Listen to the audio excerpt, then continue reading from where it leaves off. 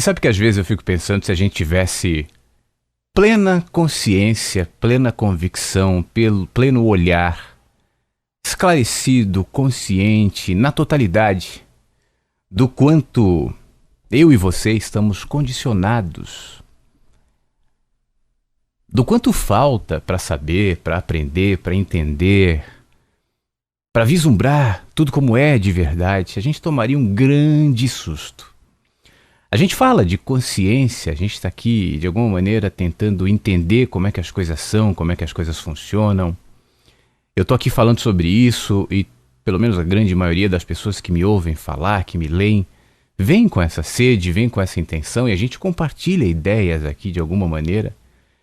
Mas por mais longe que eu possa ir, por mais longe que você possa chegar, por mais profundo que tudo possa parecer, por mais enraizado, por mais brilhante que possa parecer para alguém, nada do que eu posso te trazer, ou do que você pode concluir a partir do que eu digo, vai chegar a uma pequena fração do que significa de fato compreender quem somos, por que somos, onde estamos e, sobretudo, o nível de condicionamento e de distorção da realidade que nos faz enxergar tudo como se estivéssemos atrás de um véu, num pano escuro, denso, grosso.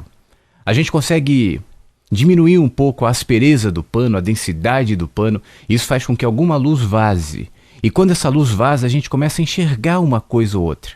Pouquíssimas coisas, mas já o suficiente para entender que é uma realidade maravilhosa atrás desse véu. Hoje de manhã eu saí bem cedinho, mas antes das 7 de casa, como eu faço todos os dias, e passei por um ônibus lotado de gente em pé, e eu fiquei imaginando, era bem cedo, como eu disse há pouco, como o dia dessas pessoas já começa difícil. Já acordam muito cedo, saem de casa. Eu estou falando do sul do Brasil, onde muitas manhãs são bastante frias. Então já passam aquele frio, aquele incômodo, entram num ônibus lotado, chegam num trabalho, provavelmente não é o que gostariam de fazer, provavelmente não é um bom salário, nem sempre é um ambiente agradável, sofrem enquanto estão trabalhando, depois voltam para casa de maneira semelhante, num ônibus cheio, caminham muitas vezes. Eu estou dando um exemplo de um retrato da nossa sociedade, mas que não é tão diferente daquele cara que está no carro de luxo, mas que vive em pé de guerra com a mulher, que vive distante dos filhos, que vive estressado com o trabalho, tem a compensação de se sentir feliz no brinquedinho que é o carro, mas o que é um carro? Aquele monte de latas e pneus com um motor na frente, mas se sente melhor. Está pagando uma prestação louca, está gastando dinheiro, está vivendo em função disso, se tornou refém de um banco, está devendo para o banco, tem que ficar agradando o gerente, o cartão de crédito. Para quê? A gente se tornou escravo de um estilo de vida, a gente se tornou refém de uma sociedade injusta, de um mundo distorcido, simplesmente porque nós não enxergamos a realidade por completo. Nenhum de nós, nem eu, e nem você. À medida em que a gente caminha, a gente começa a enxergar, como eu falei agora há pouco, um pouco mais de luz atrás desse pano. Você começa a entender e fazer algumas conexões de como as coisas são, do porquê funcionam assim. E aí você começa a questionar até que ponto eu de fato preciso me entregar a esse sistema perverso, até que ponto eu preciso me perder na minha condição humana, diluir esse ser incrível que todos nós somos, espirituais, habitando corpos humanos, vinculados, conectados com o universo, feitos da mesma matéria das estrelas, com muito mais possibilidades de acesso ao desconhecido, ao mistério, ao impensável, ao intocável, do que nós sequer imaginamos, mas nós nos diminuímos de tal maneira que fica difícil acreditar. E quando a gente entra nesse assunto, nessa história de possibilidades, de universos que existem dentro da gente, na possibilidade de vivermos como seres conscientes e que amam e que projetam sobre tudo que fazem a consciência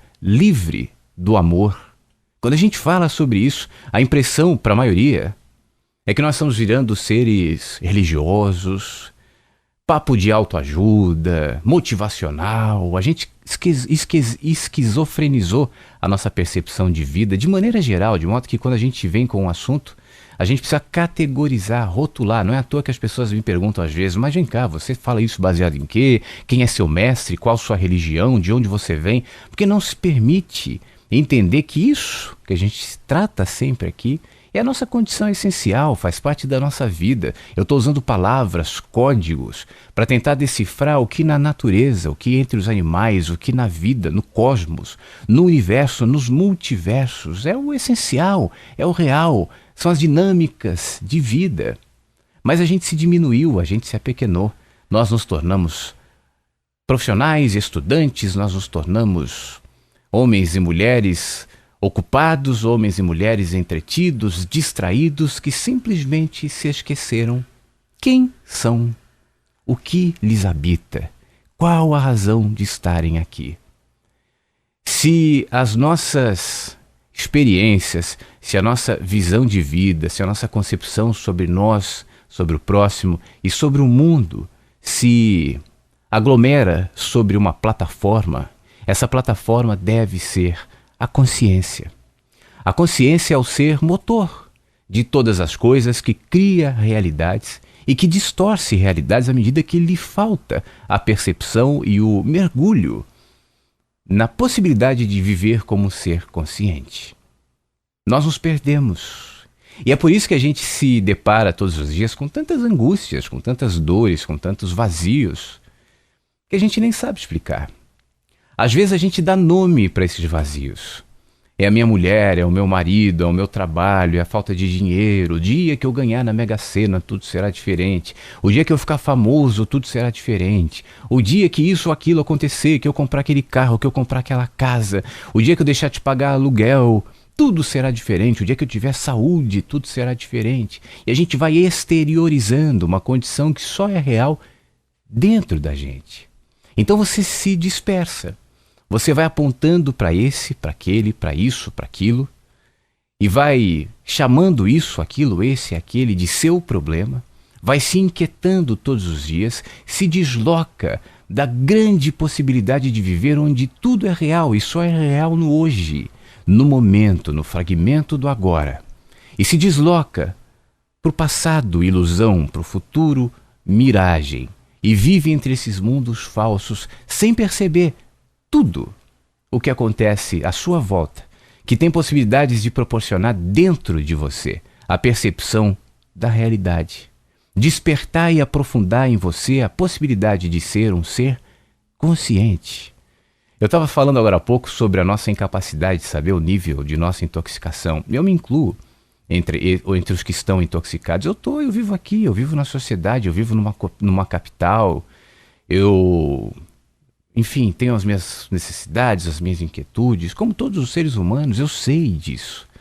Mas você sabe, acredite nisso, não há um dia em que eu não pare para refletir, naquele momento, naquele dia, qual o peso desnecessário, qual o peso morto, qual o desvio de energia, qual o desgaste que eu não precisaria me expor, qual a sobrecarga que eu insisto em levar e que eu não precisaria levar. E aí eu vejo um monte de sutilezas e coisinhas à minha volta que aparentaram importância, mas no entanto era só roubo de energia. Isso acontece naturalmente por conta da nossa exposição e deliberadamente num mundo regido, mantido, dominado, sequestrado por pessoas, por grupos que almejam o poder sobre todos e que manipulam as pessoas, seja pela via da política, do consumo, da religião, ou até de maneira mais sutil e subliminar. Você não imagina o quanto a nossa alimentação nos distorce a nossa visão, a nossa exposição, mesmo a química do ar, a poluição. Tudo isso influencia a nossa cultura, tudo isso é fator que determina a densidade da distorção da nossa realidade. Isso pode parecer até um pouco desesperador para alguns, falar, mas então não tem jeito? Tem sim. Nada disso supera o poder de um ser consciente, que aprendeu a não alimentar importâncias desimportantes, que aprendeu a se desapegar do desejo daquilo que não importa, que entendeu ao longo da caminhada que a gente projeta sobre os acontecimentos aquilo que nos habita. Então, ao invés de ficar olhando para fora, culpando, magoado, amargurado, xingando, nervoso, deslocou o olhar para dentro para entender o que de fato lhe motiva a ser como é, a pensar como pensa, a agir como age, a sentir como sente. Há um mundo inteiro acontecendo aí dentro de você, um universo de possibilidades, de acontecimentos, de potencial, de iluminação, de conhecimento, de pacificação, de percepção clara do fluxo da vida que cuida da gente, que nos, naturalmente, como faz com os pássaros, com a natureza, com os planetas, com as estrelas, com tudo, com as águas, com os mares, com os oceanos, com os rios, com a grama, com os pássaros, com os bichos, que cuida, que guia tudo para um encaminhamento natural de harmonia, de pacificação. É assim com a gente. Somos nós na nossa inquietude, na nossa angústia, na nossa pressa, na nossa falta de gratidão, que não permite que enxerguemos de fato do que nós somos constituídos e o que realmente importa. Eu queria que você refletisse sobre isso. Como sempre, eu não venho aqui com nenhuma resposta pronta, com nenhuma fórmula ou nenhum sistema, porque eu não acredito nisso. Mas eu acredito no poder da consciência de cada humano, de cada homem, de cada mulher, de despertar no meio dos condicionamentos e dizer: eu não sou necessariamente o que dizem que eu sou. Eu não preciso corresponder necessariamente às expectativas dos outros. Eu não preciso agradar as pessoas e os grupos fazendo, seguindo, pensando, agindo de uma maneira que eu não acredito e de uma maneira que eu não sou.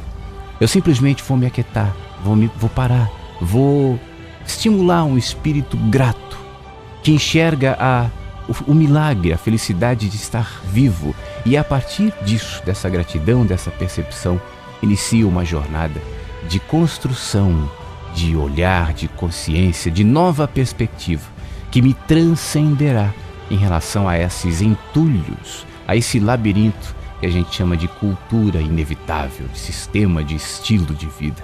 Há um mundo maravilhoso dentro de você. E o dia que você parar, acreditar e percebê-lo, não tenha dúvidas que toda a realidade de fora mudará, refletindo aquela que você descobriu dentro de você. Eu quero te lembrar que o meu livro Mensagens que Chegam pela Manhã está à venda. São vários textos, várias reflexões, e eu gostaria muito que você conhecesse o livro. No meu site www.lojadoflaviosiqueira.com, a possibilidade de você comprar o livro, só está à venda no site, e conhecer um pouco mais sobre esse trabalho. Inclusive, uma comunidade no Facebook, livro Mensagens que Chegam pela Manhã, com mensagens renovadas diariamente para isso. Um grande beijo e até a próxima.